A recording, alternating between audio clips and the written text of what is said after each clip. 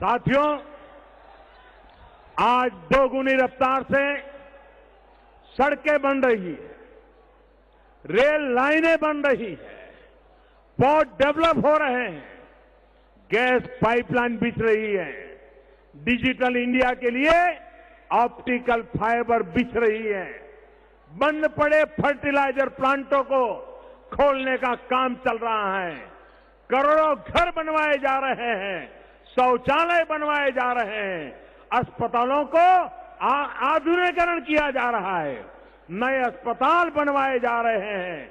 ऐसी हर योजना, हर परियोजना अपने साथ विशेषकर मध्यम वर्ग के नौजवानों के लिए रोजगार के नए अवसर भी लेकर के आ रही है। हमारी सरकार 21वीं सदी की जरूरतों को ध्यान में रखते हुए इस सदी के नौजवानों को, मध्यम वर्ग की अपेक्षाओं को ध्यान में रखते हुए नेक्स्ट जनरेशन इंफ्रास्ट्रक्चर पर विशेष ध्यान दे रही है। जितना निवेश आज highway, railway, Subway, metro, airway, waterway, highway in पे किया जा रहा है, उतना पहले कभी नहीं किया गया। इस बजट में भी हमने इंफ्रास्ट्रक्चर पर खर्च को 1 लाख करोड़ रुपए से ज्यादा बढ़ाया है। भारत में सबसे लंबी सुरंग लेह और कश्मीर के बीच पहाड़ों को काटकर 14 किलोमीटर लंबी सुरंग अब बन रही है। मुंबई में समंदर पर सबसे लंबा ब्रिज 22 किलोमीटर का सी लिंक अब बन रहा है। सबसे तेज गति से चलने वाली ट्रेन के लिए अब काम शुरू हुआ है। दिल्ली मुंबई इंडस्ट्रियल कॉरिडोर और वेस्टर्न डेडिकेटेड फ्रेट कॉरिडोर भी जल्द पूरा होने की तरफ बढ़ रहा है। इसके अलावा भारत माला के तहत 5 लाख करोड़ रुपए से ज्यादा खर्च करके देश में हजारों किलोमीटर लंबी आधुनिक सड़कों की जाल बिछाने का काम तेज गति से आगे बढ़ रहा है। सागरमाला कार्यक्रम के जरिए देश की कोस्टल इकोनॉमी को, समुद्री तट की इकोनॉमी को मजबूत किया जा रहा है। पुराने बंदरगाहों के आधुनिकीकरण के साथ ही नए बंदरगाह बनाए जा रहे हैं। पिछले 4 वर्षों में हमारी सरकार ने उत्तर पूर्व के विकास के लिए, वहां कनेक्टिविटी बनाने के लिए हजारों करोड़ रुपए का निवेश किया है। आज उत्तर पूर्व बाकी देश के साथ रेल नेटवर्क से जुड़ चुका है। मेघालय, त्रिपुरा और मिजोरम भी पहली बार देश के रेल नक्शे पर आए हैं। आजादी के लगभग 70 साल में देश में 75 एयरपोर्ट बने, 75 एयरपोर्ट, लेकिन पिछले 1-1.5 साल में 25 नए एयरपोर्ट जुड़े हैं। यानी जितने 70 साल में बने उसके 1/3 सिर्फ 1.5।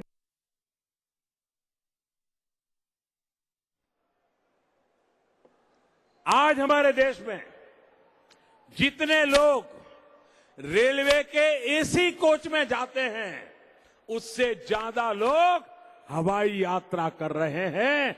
मेरा सपना था हवाई चप्पल वाला भी हवाई जहाज में बैठे। मेरा सपना था हवाई चप्पल वाला भी हवाई जहाज में बैठे। भाइयों बहनों, सरकार ने देश में लगभग 1400 आइलैंड के विकास करने का बीड़ा उठाया है। पहले चरण में अंडमान निकोबार में 16 आइलैंड और लक्षद्वीप में 10 आइलैंड के विकास का काम शुरू हुआ है। देश में अगली आर्थिक क्रांति का आधार ऐसे ही प्रोजेक्ट बनने वाले हैं। साथियों, देश में इस समय जो अभूतपूर्व आत्मविश्वास है, जो इच्छा शक्ति है, वो नए रिकॉर्ड बना रही है। पिछले 4 वर्षों में सबसे ज्यादा रिकॉर्ड विदेशी निवेश भारत में आया है। जिन अंतर्राष्ट्रीय संगठनों की सदस्यता के लिए दशकों का इंतजार किया था, भारत आज उनका सदस्य बना है। जैसे एमटीसीआर, ऑस्ट्रेलिया ग्रुप, वेसेनार ग्रुप, अंतर्राष्ट्रीय सोलर अलायंस से लेकर अंतर्राष्ट्रीय योग दिवस तक सभी ने भारत और भारतीयों को और उनकी प्रतिष्ठा को और आगे बढ़ाया है। इन 4 वर्षों ने हमें सिखाया कि कैसे दृढ़ इच्छा शक्ति और देशवासियों की अथक मेहनत से सब कुछ संभव है। हमने साबित किया है कि अगर नीयत साफ है, इरादे नेक है, तो कठिन से कठिन तप में भी देश आपके साथ खड़ा रहता है। और हमने अनुभव किया है, और इसलिए मैं 125 करोड़ देशवासियों के सामने आज मेरा सर झुकाता हूं। साथियों, ओडिशा समेत पूरा पूर्वी भारत में स्वास्थ्य सुविधाओं की भारी कमी है। यहां ओडिशा में तो विशेष रूप से स्थिति चिंताजनक है। मुझे हैरानी है कि इतने समय तक यहां की सरकारों ने क्या काम किया, मेरे मन में सवाल है। ऐसा कोई दिन नहीं आता जब ओडिशा के नागरिकों को यहां के आदिवासी इलाकों से शर्मिंदा करने वाली तस्वीरें मीडिया के माध्यम से देखने को न मिलती हो। भाइयों और बहनों, राज्य सरकार भले ही अपनी जिम्मेवारियों को ठीक से नहीं निभा पा रही हो, लेकिन केंद्र की सरकार एक के बाद एक कई कदम उठा रही है। आयुष्मान भारत योजना के तहत गांव के पास ही वेलनेस सेंटर्स बनाए जा रहे हैं, ताकि लोगों को इलाज के लिए बहुत दूर न जाना पड़े। गंभीर बीमारी के इलाज के लिए राजधानी भुवनेश्वर में एम्स बनाया जा रहा है। इसके अलावा आपके कटक, बेरहामपुर और बुर्ला के मेडिकल कॉलेजों को अपग्रेड किया जा रहा है। ये सिर्फ इलाज के सेंटर नहीं बनेंगे, बल्कि यहां मेडिकल शिक्षा और रोजगार के अवसर भी पैदा होंगे। यहां नए डॉक्टर और नर्स तैयार करने के लिए हजारों नई सीटें जुड़ेगी। मेडिकल एजुकेशन ही नहीं, बल्कि हायर और प्रोफेशनल एजुकेशन के भी बड़े संस्थान इस क्षेत्र में बनाए जा रहे हैं। संबलपुर में Indian institute of management IIM, तो बहरामपुर में Indian institute of science education and research यानी IISER इस क्षेत्र को नौजवानों को नए अवसर देने वाले हैं। साथियों, एक तरफ केंद्र सरकार उड़ीसा के लोगों के विकास के लिए जी जान से जुटी है, तो दूसरी तरफ राज्य सरकार यहां के गरीब, यहां के किसान के साथ गुमराह करने वाली बातें कर रही है। इसका सबसे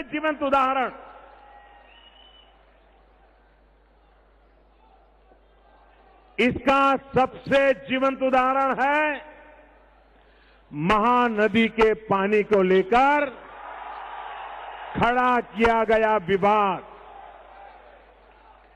ओडिशा सरकार खुद विधानसभा के अंदर ये स्वीकार कर चुकी है कि महानदी का आधे से ज्यादा पानी बंगाल की खाड़ी में व्यर्थ बह जाता है। जब केंद्र सरकार द्वारा महानदी जल पर विवाद सुलझाने के लिए प्रयास किया गया, तो ओडिशा सरकार ने उससे भी हाथ पीछे खींच लिए। खुद हमारे नितिन गडकरी जी ने भी मुख्यमंत्री जी को चिट्ठी लिखकर कहा कि इस विवाद को समयबद्ध तरीके से सुलझाने के लिए काम करते हैं। एक ट्रिब्यूनल बनाने का भी प्रस्ताव रखा, जो भी ठुकरा दिया गया।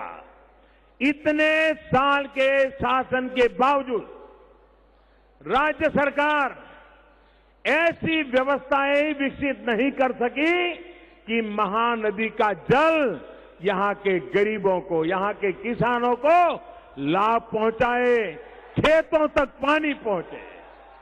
इतना ही नहीं, महानदी के अलावा ओडिशा में जो 5 नदियां बहती हैं, उनके जल का भी उचित इस्तेमाल ओडिशा की राज्य सरकार नहीं कर पाई है। आज ओडिशा के लोग जानना चाहते हैं कि 20 साल पहले शुरू हुआ लोअर इंदिरा सिंचाई प्रोजेक्ट क्यों बरसों तक लटका रहा? आखिर क्यों आरईटी सिंचाई परियोजना और रुकुरा सिंचाई परियोजनाएं लटकती पड़ी है? क्यों इन सिंचाई परियोजनाओं को लटकाकर इनकी लागत राशि 4 गुना 5 गुना बढ़ाई गई है? क्यों उड़ीसा के किसानों को उनके हाल पर छोड़ दिया गया है? साथियों, ओडिशा के किसान की स्थिति को बदलने के लिए, उसके खेत तक पानी पहुंचाने का बड़ा बीड़ा अब केंद्र सरकार ने उठाया है। इन महत्वपूर्ण परियोजनाओं के अलावा 4 और सिंचाई परियोजनाओं को अगले साल तक पूरा करने के लक्ष्य पर हमारी सरकार आज काम कर रही है। ओडिशा की ये 8 सिंचाई परियोजनाएं देश की उन 99 सिंचाई परियोजनाओं में शामिल है जो कई दशकों से अटकी हुई थी। इन परियोजनाओं को पूरा करने के लिए केंद्र सरकार 80,000 करोड़ रुपए से ज्यादा राशि खर्च कर रही है। साथियों, किसानों के साथ इसी रवैये ने देश के कृषि सेक्टर की ऐसी हालत कर दी थी। निरंतर आय कम होने की वजह से किसान की आने वाली पीढ़ियां गढ़ छोड़ने पर मजबूर थी। इस स्थिति को बदलने के लिए हमारी सरकार 2022 तक किसान की आय 2 गुनी करने के लक्ष्य पर काम कर रही है। सरकार बीज से बाजार तक नई व्यवस्थाएं विकसित कर रही है। किसानों को लागत का 1.5 गुना एमएसपी मिले, ये सुनिश्चित करने का प्रयास किया जा रहा है। वहीं किसानों को प्रकृति की मार से बचाने के लिए फसल बीमा योजना चल रही है। माइक्रो इरिगेशन से लेकर सोलर पंप तक की सुविधा किसानों को दी जा रही है। वहीं किसान अपनी फसल को आसानी से बेच पाए, इसके लिए देश के 22,000 ग्रामीण हाटों को अपग्रेड किया जा रहा है। ग्रामीण रिटेल एग्रीकल्चर मार्केट यानी ग्राम की अवधारणा सामने रखी गई है। इनको इनाम प्लेटफॉर्म से जुड़ी मंडियों से जोड़ने का काम भी किया जाएगा। किसान क्रेडिट कार्ड का दायरा पशुपालन और मछली पालन जैसे काम के लिए भी बढ़ाया गया है। इससे कोस्टल रीजन में रहने वाले ओडिशा के भी हमारे किसान और मछुआरे भाइयों बहनों को लाभ होने वाला है। इस बजट में गांव और कृषि के लिए कुल 14 लाख करोड़ रुपयों का प्रावधान किया गया है, जो अभूतपूर्व है। ओडिशा जैसे समुद्री किनारे पर बसे इलाकों में ब्लू रिवॉल्यूशन की क्षमता है। कर्नाटक के, तमिलनाडु के, केरल के, उड़ीसा के, ये जो हमारे मछुआरे भाई बहन हैं, उनको मछली पकड़ने में सुविधा हो, इसके लिए केंद्र सरकार बड़े ट्रॉलर खरीदने में आर्थिक मदद भी दे रही है। साथियों, जब नीयत साफ हो तभी सही विकास संभव है, तभी सबका साथ सबका विकास का संकल्प सिद्ध हो सकता है। 4 वर्षों में नॉर्थ ईस्ट से लेकर जम्मू कश्मीर तक हमारी सरकार दिलों के माध्यम से